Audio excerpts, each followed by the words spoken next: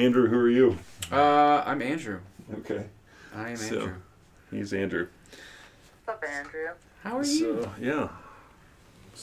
We all know each other somewhat. Life in recovery is getting to know people. So, what's going on in your worlds? Anything spring to mind? I mean, obviously, life in recovery is a conversation about what's going on with life in recovery, which sometimes is great, sometimes it sucks, sometimes is blah. What's going on in your worlds? I guess as far as recovery, my main thing would be like learning to trust my gut rather than like maybe not being codependent or not being a people pleaser.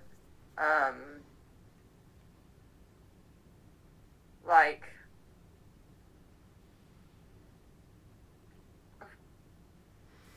Taking a different perspective at the way we look at others, the way we follow along with things, how we deal with people not being who we hoped they were. yeah. There's a lot of things. I think we all go through things. I've spent a lot of my life trying to see who I want somebody to be and not necessarily seeing who they are. Yeah. I think part of it, there's an inherent piece to this to where we actually try to seek out the version of someone that I want them to be. Yeah. And not necessarily sometimes who they actually are. Yeah, it's almost like, is it more important to, like, feel any type of love, or, like, is it better to, like, I don't know, have some self-honesty, like, I'm not just gonna be manipulated into something because I still am living in a fantasy world and just want to be loved so badly. Or like, how do I get to another layer of like self-honesty, even if it's scary? Yeah, or even if it's hard. I thinking in recovery, I think I've said this on there before. I think my first drug of choice was approval or acceptance, or to feel enough, or to feel a part of, or to be liked, wanted, desired, loved, any of all of the above, know? And when we spend so much time seeking out the validation or approval or acceptance of others, like I used to do, I would do that at any cost, Right. There's a great Maya Angelou quote, which is, believe somebody when they show you who they are the first time, not the 28th. Yeah. Because, addict or not, I think a lot of people, we do all this shit unconsciously because it's satisfying a need we have. Right. I mean, there's a very deep-seated need we all have to be accepted, to be loved, to be approved, to be a part of, to be connected. Even if as much as my life I tried to say, I don't fucking need any of that. We all need all that. Coming through, but it's how we go about that. And it's how we seek that out. Is it coming at the cost of myself? Yeah. Is it coming at the cost of who I want to be? Is it coming at the expense of my own self-worth, my own dignity? Are any of those anything sound accurate to you? Yeah. I mean, there's obviously a little piece of this. You had any experience with this? Oh, yeah. So, and a piece of this, you speak of, something pops into your head. You don't have to there's no formal structure. This is just a conversation about life and recovery. Is there's... I spent mine, and I'll only speak for myself, but most of my actions in this topic were driven out of a lack of self-validation, or a lack of self-approval, or a lack of self-worth, or self-esteem, or whatever version of that story you want to put on it. And I would always seek out if this version of it where, like, if you guys told me I was good, well, then it must be. Because I had no internal mechanism for self-validation. Yeah. So I would go through and manipulate any situation I could to try to get you to like me. And if you did, and you said I was good, well, then I must be. And that's just, it's such an unfulfilling, unsustainable thing, because the hard part about it, or, well, maybe it's not the hard part. What it does is it absolves me of all responsibility, too. Yeah. Because then I can discharge all of my self-worth onto you. Right. You know what I mean? And it's dangerous because, like, when the approval or the self-worth is based on something that can change, then that means that the self-worth changes. So right? something that can change, what do you mean? So, like, if I say it's up to whether I'm in a relationship where I'm told that I'm loved all the time. Okay, so that means when I'm not, then I don't feel loved and I don't feel worthy. If I think it has to be a fancy car, and then my car gets totaled, and I now I'm not worthy. Like if it's based on things that can change, that's like really dangerous. Well, there's exchange, and then there's also external validation.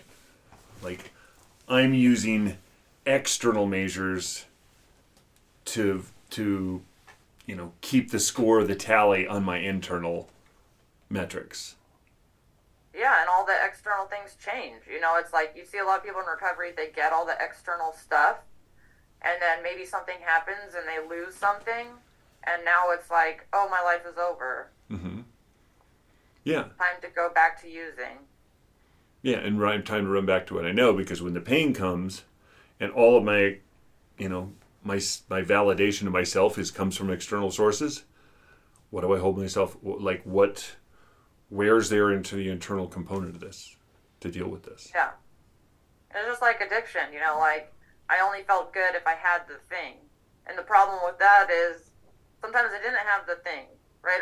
Or at a certain point the thing, stopped working. And so then I didn't feel okay with me. And so it was constantly like this.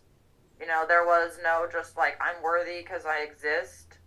It's like, I only feel right about me when I'm high. Okay, so my self-worth is going to be going like this all the time, right? I feel good, I feel like shit. I feel good, I feel like shit. And then, like, sometimes we just do that in recovery with other shit, right? Mm-hmm. I got a good job, I feel great. Oh, now it's COVID, I lost my job. Now I feel shitty about who I am. It's just like another version of a roller coaster. To be in the chaos. Yeah, that's, I was actually talking to Shannon about this last week, and I asked her, because, it's no secret with me, I got out of recovery in a sense. I stayed sober for many, many years, but I did NA when I first got clean, and then, or I started 12-step program, and then I'm in a different one, but I recently just got back into this, and I asked Shannon, I said, when does it start getting good? Like, when does it start getting good? Because I'm confused. Like, it's like I started working this program, and there's all these promises, and they're supposed to be great, but... And this shit sucks. Like, why am I feeling like this? Like, why am I starting to, like, call myself out for my own things? And, like, that ain't cool. Like, and it was rough. But Shannon told me, she's like, yeah, sometimes it's not easy. And then I had to talk to my sponsor about it. And he was like, yeah, sometimes it's not easy. And I was just like, I kind of felt like I got lied to. But then as some time has passed, now I look back on that and I'm like, oh... you just Jedi mind tricked me, because now I just learned exactly what was going on. Like, now I realized that there was more forces at work. It's beautiful and confusing at the same time. Like, it really is. Like, that's the whole thing. And when you say it's ups and downs, I kind of use that analogy in groups. If you look at a heart monitor and it's going like this, that means you're alive. But if it's flat, you're not living. Yeah. I've more recently learned to embrace the bad times. Like, I actually have gotten to a neat place in my recovery where I appreciate the bad things that are happening, because I'm able to learn from them and, not respond in the way that I used to. I'm sitting with those feelings and emotions now, and I'm trying to understand where they're coming from, then reaching out and actually getting help. And it stinks for a second, but I do like that afterwards, after I create that long pause and I look back on it, I'm like, yes, okay, all right, I'm good. I still got this. I can still do this. And, it's been going on. Yeah, and there's, there's a big piece to this. How do we deal with, Brene Brown says, how do you embrace the suck? That's a military phrase. How do I embrace the hard parts of this, and not run back to what I know? I know this is striking a very personal chord with you right now, and I think it has for all of us at certain stages of this. But what are the things, the hard parts of life show up in, I know this is hard when you're in the moment of it, but it offers me an opportunity to reflect and look at what's going on in my life and what I actually am making decisions or choices about. Do I come through here and see things for what I want them to be, or do I see things for what they actually are? And make a reflective decision on, as based on that, or do I want to kind of keep my head in the sand and? Yeah, and like, not letting my own brain decide what is fantasy and what is reality, because as an addict, I can make fantasy very, very real for myself and decide that is reality. But like, when I lay out an entire situation for like 10 people and they all say the same thing, then I have to be like, occasionally my brain might still be lying to me, even with 6 years clean. Mm-hmm. Occasionally my brain might be telling me, might be trying to grasp onto this sort of fantasy. It's just like using, right? It's like, no, it's going to make me feel better. It didn't make you feel better like for the last 1,000 times. Why is it going to make you feel better now? Because this but one's it's different. Just like, we want it to so badly. That's insanity. Like, convince ourselves. Yeah, and there's so much in what you're talking about and feeling right now. Cause I've just been through it so many times myself that, like, what's actually behind the curtain of my actions? Like, what's driving this feeling? Is it this connection that I've made? Is it, the hard part about accepting my reality is then I've got to do something with it. Yeah. If I pull the veil off and I see that this isn't exactly what I want it to be. I'm actually not not what I want it to be. I'm becoming somebody I don't like. Yeah. Now I can either do what I do as a grid addict and justify and talk myself into some version of how this is not that, or can I sit quietly and take the perspective that, oh shit, all right, this is exactly what I think it is. Because when I justify this shit, cool, then I don't have to take any responsibility. I keep living in the illusion. I can keep living in the lie. Yeah, and if I never share what's going on, I don't have to have feedback, which tells me that I have to change. Yeah. And I can just keep, live in my own little bubble of illusion and fantasy, and we're really good at that. There's a tool we have in the book called The Double Life, which is a conversation that most of us, if you've lived a life of addiction, we're really good at keeping these dual personas alive. And this is a huge thing. Like, I see a lot, like that. You could even take a social media perspective. This, ever known anybody who's got their on life persona that's just really nice and kind and holistic and mean or lovely and all these things that they put the face they put out to the world, and then there's the life that they actually live, which can be diametrically different. And that's exactly the life of the addict. Is there's the world that I actually wanted the world to see, and then there's the one that I actually lived, which was just like, and which were so diametrically different. But one thing that happened to me when I didn't notice it until I was up to my eyeballs in it, was how easily I could slip back into keeping these dual personas alive. How easy it was for me to let an aspect of my story turn into my reality. This isn't what I want it to be, and you end up getting way too close to somebody I shouldn't have gotten that close to, and I kept this illusion alive, and then all of a sudden I'm up to my eyeballs in this. I'm like, how in the fuck did I get here? Oh shit, and so it's like being conscious of that. How did I end up getting to a place where I don't want to be, that's not in alignment with who I feel I am now, that I'm not living by the principles that I'm trying to live my life by now. And it was a really shocking moment to kind of look back and see that coming, of like, oh shit, all right, shit. But I like what you said, how you said that, like, when you lift the veil, though, that, like, now it's time to, okay, you got it, now we got to do something about it. And, like, that's, I think that's a huge part of recovery, too, because, I mean, like, this just happened to me, and I was telling you this on the way here, I finally saw a therapist last night for the first time. And, because I didn't like the person that I was turning into. I could feel it. Like, I did not like it. I was getting very angry and reacting at things I should not be reacting to. And it's been happening for a while, and I didn't know what the heck was going on.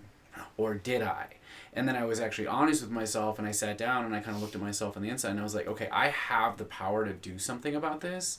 Let's do something. And I had that piece of paper, that referral, for a better part of a month now, just sitting there staring at it like, nah, I got this. Like, I can do this. Like, I can fake it till I make it.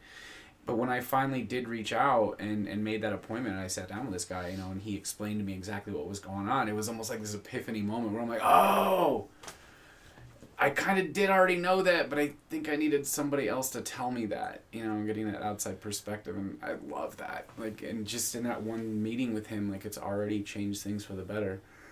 I'm already starting to notice that, and even, my partner, he's the same way, and he's just like, I can see it. Like, you're changing, you're trying, and that's what matters. Like, as long as you're trying, that's what I'm happy for. And I'm like, all right, I'll do what I can. Yeah, there was a person that, I remember when I first started the organization that we worked with this, there was talking with somebody, and I heard this thing where it's like, if you don't make your actions conscious, and basically it came down, do you want to live from your pain, or do you want to live from a place of healing? Pick one. Because if you don't deal with your pain, it's going to drive every single part of who you are. So. Yeah. I had someone tell me the other day, I keep thinking about it. They said they heard one definition of addiction was confusing pain with pleasure. And I really liked that, because I feel like, and maybe this is also a trauma response, not just like using something, but like if we got really used to like our form of love was like full of chaos and conflict and pain, and like almost like I only know, like, when you're like, oh, you don't know what you've lost till it's gone. It's like, oh, now that I'm in pain, I realize how important that was to me. Mm-hmm. And so I feel like sometimes we go, like, we are magnets to painful things, because like that's what used to tell us that was like love, or that was like good, Yeah, that was love. That was alive. Like, there's there's to think about. We all have had experiences with toxic relationships and things that just aren't healthy, however you want to define that. You know, but when that's been my normal for so long, that, you know, the chaos and the drama and the fights, you know, and the huge swings emotionally up and down, you know, and that's my normal, and that's what I've always known, that's what I'm going to gravitate back towards.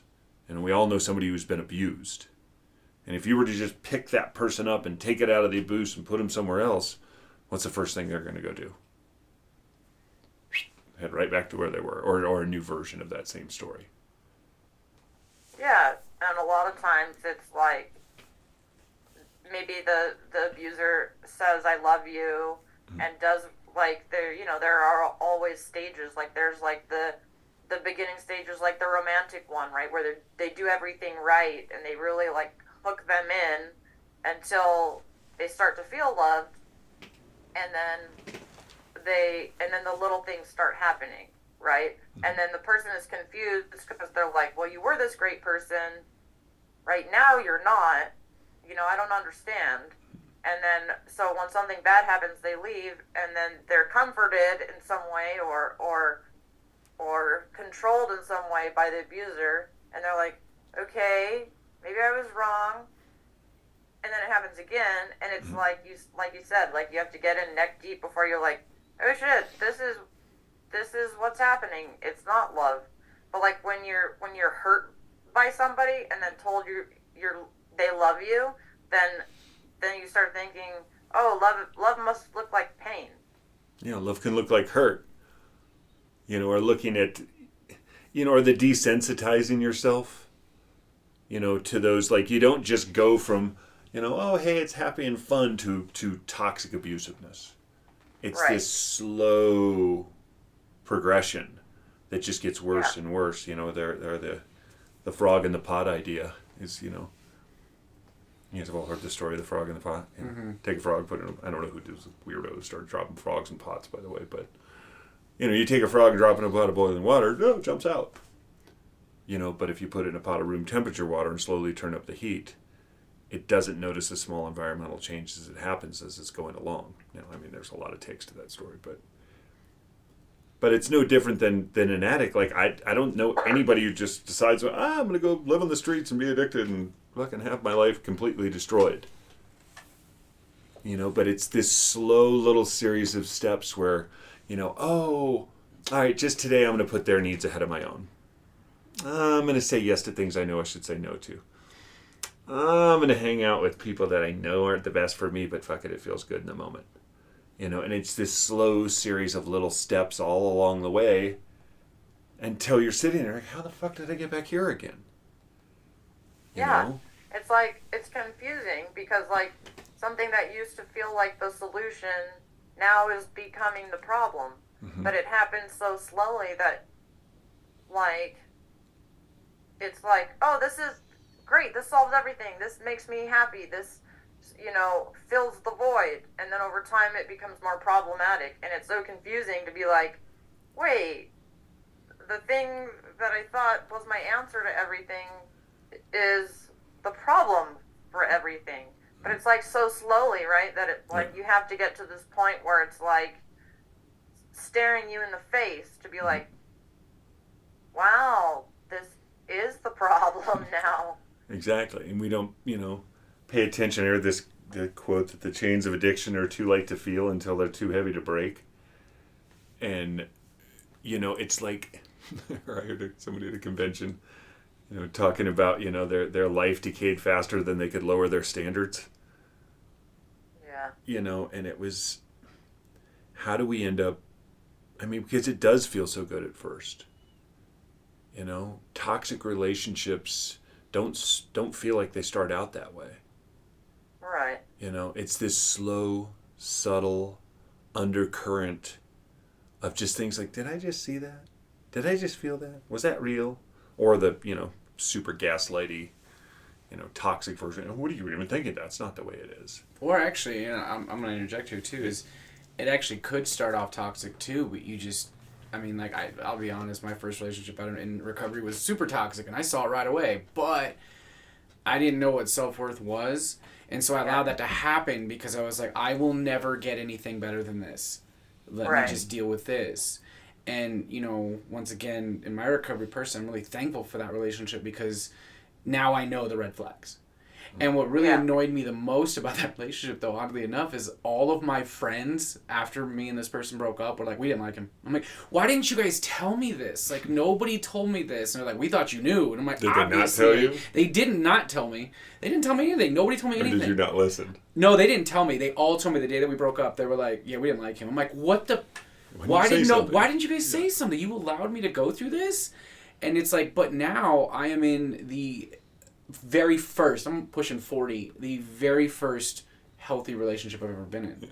And it is the most amazing thing in the world because I look back at that crappiness that happened back then and I'm like, okay, well, he doesn't do that, he doesn't do that, he doesn't do that, he doesn't do this. And on top of that, he does this, this, this, and this, and he makes me feel this, this, this, and this. Never had that.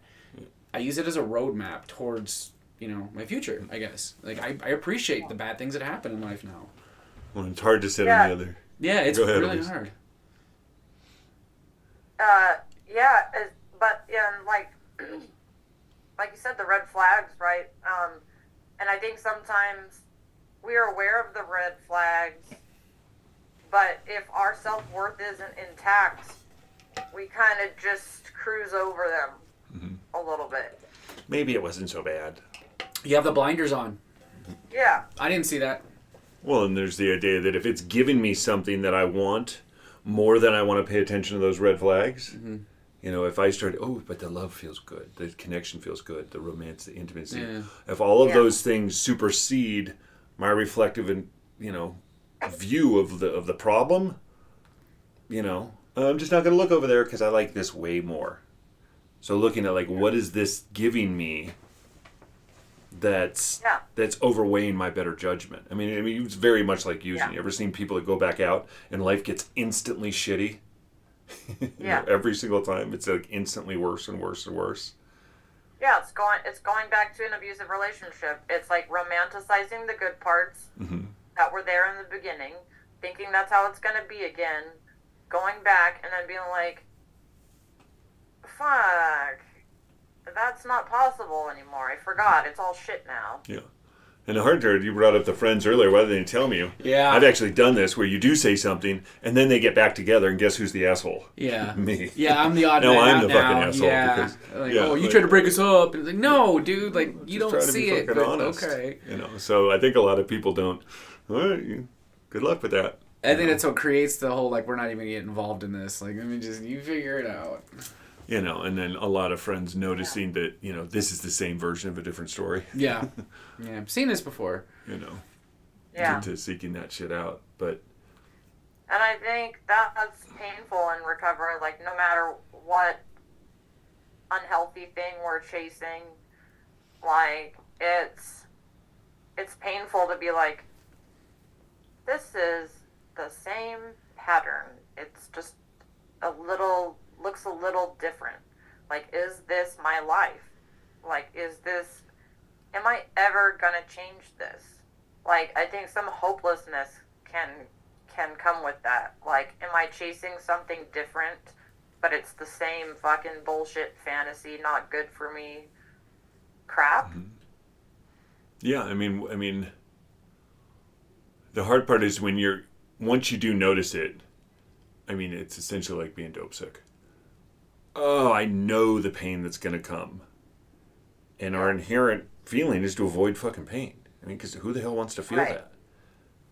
But the worst part, you know, it's like, I know people that have like lost a dog or a puppy or something like that. Instantly just go get a new one. So I don't have to, I can have something that replaces that feeling. Instead of, you know, taking the time to feel the hard part of it and actually heal. You know, or just go from relationship to relationship to relationship to relationship to relationship, where there's never, you know, any kind of healing or self-reflection. It's just, on to next. We forget that, like, pain it's supposed to kind of be, it's a lot like guilt, right? Like, it's supposed to be there to tell you to do something differently. Like, you're supposed to feel it to know To learn from it. To change. Yeah. Mm-hmm. Like, because if we didn't, then we would just keep doing it. Yeah, it's a barometer. I mean, essentially, that's bad. It's your body's way of telling you. I mean, emotional pain and physical pain, it's exactly the same thing. And the reality is you can use, like, a drug will numb an emotional pain as well as it'll numb a physical pain. And that's, how do you do that when every answer, I mean, especially now, I mean, even with what you're going through, is like, every fiber of my being says, I know how to fix this pain, and I know how to run back to what works. Yeah. And I lose sight of it may work in the short term. Yeah. And be damned the long-term effect. I don't really care. Yeah, are things that I don't care because I'm just, that pain is so great, it's just driving me to seek to get rid of it. And then I go back to the same pattern, which just gives me more pain. Mm-hmm. And it's like, how much pain can I actually tolerate? Before I'm like, it's like a life or death situation. Mm-hmm. Yeah. Well, I mean, the oldest adage in recovery is, change happens when the cost of staying the same is higher than the cost of change. Yeah. Is it harder to stay where I am than it is to try to do something reflectively new? And for a lot of people, it's like, well, or even that the pain I know is more comfortable than the pain of the unknown. I like what you said, though, like, at what point does the pain, like, how much is it too much for you to tolerate? Because, it's different being on this end of the equation, I guess. I've never really been on this side of things and never had long-term sobriety before, but, I have certain people that are in my life that, are not living the best life, and I've had to cut them off. And, it's hard to cut off with family members, but when they, when you have other family members that kind of kick in, and then they're like, oh, well, you should let that back in, and, they're doing really good, and this and that, and then they give me a time frame, and they're like, oh, it's been 3 months, and I'm like, okay, maybe I can allow them. And then it's like you start to slip into that because it's like almost like a self-guilt thing too, because it's like, I went through this. Like, people gave me chances. Like, who am I to not give them a chance? That's not fair, right? But then I remember the 14,000 other chances that I was given before the last chance I was given. And it's that recycle again. And right now I'm dealing with that too, where I have to stand up for myself because the pain was too much for me. Like, every time I bring this person back into my life, it's the same thing. It goes great for a couple months, and then they have a bad day, and then we're back to square one all over again. And, I've had to have that discussion with people and be like, no, I'm sorry. That is detrimental to my recovery to allow this person back in my life. And that is hard. That is a lot of guilt in there, too, because it's like, once again, who am I? Like, I've done this. Like, people have given me chances, so now I'm not going to give this person a chance, but all comes back to that, is this dangerous to me in my recovery? And at that point it is. And it's a strange point for me personally, my recovery, where I can actually admit to someone and be like, I'm sorry, but if I have to pick between me and you, I'm going to pick me. Because I'm a giver. I'm a people pleaser. I would much rather make you happy than me. So for me to finally stand up for myself and be like, nope, we're done. Like, I'm sorry, but I cannot allow that in my recovery because you're not just going to go down, but you're going to take me with you. And I have a lot to lose, and I will not do that. Yeah, it's like, empathy with boundaries, like, is a hard, like, where is the line? And I think it's different with different people. And yeah, I do the same thing. I'll be like, well, that used to be me in some respect, so I want to give them the benefit of the doubt, or not give up on them. And like, but when I look back at my own life also, I realize that sometimes, like, let's say my mom gave me too many chances, right? Like, I still needed her unconditional love, but I wonder what would have happened if she let me fall on my face sooner. It's a great way to learn. Yeah. I mean, some of the best learning lessons of my life did not come from my successes. Right. They came from me falling flat on my face and busting my nose. Well, what's your mom's quote again? Oh, shoot. My mom, so she got into a recovery program a couple years before I did. And, when the state liked me so much, they insisted I not leave the state. I wasn't allowed to leave. She'd come visit me, and so I went to one of her meetings for this support group she was going to, so I could figure it out. And I was telling them, I'm like, oh, I won't be here next week. My mom's in town. And they're like, oh, will she be a guest speaker? And I was like, oh shit. All right, let me ask. And of course she said yes. And so I had to sit next to my mom and listen to her talk about my addiction for 50 minutes to a group of people. It was really hard, but it was also really beneficial. And in that, she said to them, she's like, you cannot do for the addicts in your life what they can do for themselves, because if you do, you are robbing them of their ability to learn that lesson on their own terms. And I so agree with that. I love that quote too. Like I took a picture of it and sent it out to some people today. I was like, hey, this right here, like this is what's going on, you know. Yeah. Yeah, pain helps us grow, you know. Because then we never get to that point, like you were saying, Mark, of like weighing the cost, right? If it always feels like, okay, there's some pain, but there are some good things too. Like it's kind of like, I gotta do what I want. But when it's like, oh my God, this is so fucking painful, right? Then it's like that little pros and cons thing going on is like, okay, maybe I have to change because I can no longer rationalize it. It's too extreme. There are way too many cons. I mean, on the other side to this, I've been in relationships where the extreme highs were really super high, but the lows were super fucking low. And it was just this, it was either incredibly volatile or incredibly passionate. Right. You know, and it's just these total extremes. And I would be like, but the good is so good. I feel like that's contagious too. Like if you're with someone that has that kind of mentality, sometimes you can turn into that. Because I've kind of seen myself as I've kind of turned into that sometimes. And it's like, oh, that's contagious. Like, wait a minute. Like, I need to get out of that. Like, let me stay away from that person. It's also, it creates a pattern that you seek out. Like, well, I know it sucks now, but that means that soon, you know. It's coming. The good times are coming. Make-up sex. Yeah. Or whatever. Yeah. Right. That's like that. That's why like make-up sex is a thing, right? Because it's like, oh, I didn't know it. I didn't know what I had till it's gone. Like now that I'm in pain, I'm gonna run to you and I'm not gonna treat you like the argument is over, right? Because it feels so good right now, and like. Fuck it, let's get in another fight just to have makeup sex again, because it's better than regular sex, right? It's almost like this is like, I don't know if that's enough, this like kind of living on a medium. Like I would rather get that and I'll put up with that.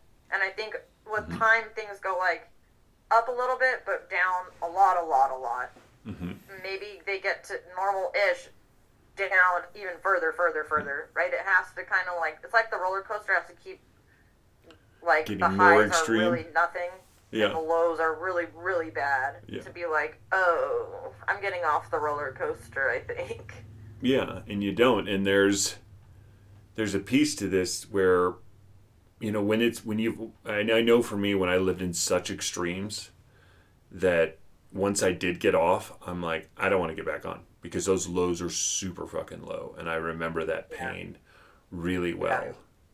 You know, and so I just go through life, you know, where nothing's ever really great, you know, and I avoid pain, and I just stay in this flatlined existence, you know, or my good days are just coming back to some semblance of normalcy, and then I'm down. And then I try to get back to normal, and I'm down. But it's always, you know, wading through the shallow end, it seems like, and nothing's ever really that resounding. So I really appreciate this conversation today. So taking away, I mean, I always try to think of things we can take away that we can apply to our lives today. You know, is can we see things for what they are? You know, can I step back and look for the way things actually are, not the way I hope they are? Or what I'm hoping they could be. You know? Can I... Go ahead. What are you going to say, Elyse? Yeah, like looking at kind of like the pattern, the roller coaster, the pros and cons, like sitting down and actually like what is really going on here? Like what is this like? You know, what is this, and being able to be like, oh, I can tell where this is going. You know, I know what the roller coaster looks like. Can I get off now? And I think sometimes it's like, maybe this felt really good, or it felt really good at some time, or sometimes it does.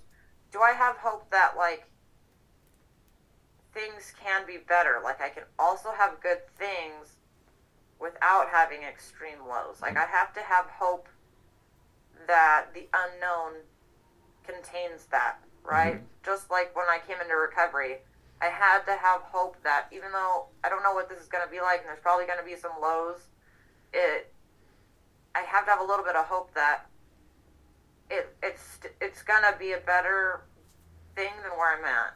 Even if I don't know what's coming, you know? Yeah. Yeah, so I can have hope for this. I can get off the roller coaster. I can ask people close to me and actually listen to what they have to say. You know, you see this. I mean, there's kind of a looking at my life from a third-party perspective outside in. What would you say to somebody else in the same situation? What are the people close to me saying? I mean, you talked to 10 people and they all said the same thing. You know, asking friends, like, or seeking it out. Or just Andrew saying, like, well, why didn't you tell me that? You know, but then actually listening to what they said and then looking at who, you know, what do I find acceptable to me? And it's like, I don't have to make, I mean, the problem I always thought is I thought I had to make the other person the villain for me to be okay. Like, you have to suck for me to be better. And it's not that. You can be you. It just doesn't mean you have to be good for me. Yeah. You know? And I may be alone for now, but this is for now. It's not forever. You know, but if I don't really start to accept, you know, and I can look at the drivers of what's actually driving my actions and my continuing desire to be involved in this. I mean, and all these things I know sound great here in this podcast, but in life it's a lot harder of an equation to do. But if we can start looking at those things, I think you can actually start moving in a better direction, you know, and find people that can support me and find some people that can help prop me up when I can't hold it myself. You know? Yeah. And just because I don't know what really good looks like yet without the lows, just because I've never been there doesn't mean it isn't possible. Totally. And having a place where you can go to share these things. This is why I like meetings. This is why I like having close friends, spiritual leaders, people that I can connect with, because I don't have to keep it all inside and it doesn't have to sit and eat me alive from the inside out. Yeah. You know, and I can, even if it's journaling, even if it's talking to a close friend, getting it out, getting these things out loud, you know.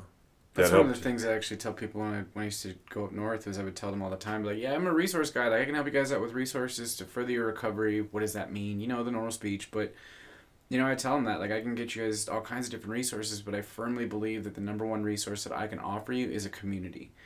Because if you've ever tried to do this by yourself, it's horrible. But wouldn't it be neat to be able to do it with other people that are in like-minded situations, that have advice, that you're able to talk to about things like this? You know, being able to get a community set up is really literally what saved my life. Yeah. Well, I believe that love is the main thing. It's what we're all seeking. To me, it's the most important spiritual principle. And so, like, if we get that from good sources, it goes a long way. And start leaning on the people close to us now to be able to do that. So, well, cool. I appreciate you guys' time today. Thank you guys so much. And I love the conversation as always. Bye, Elyse. Bye.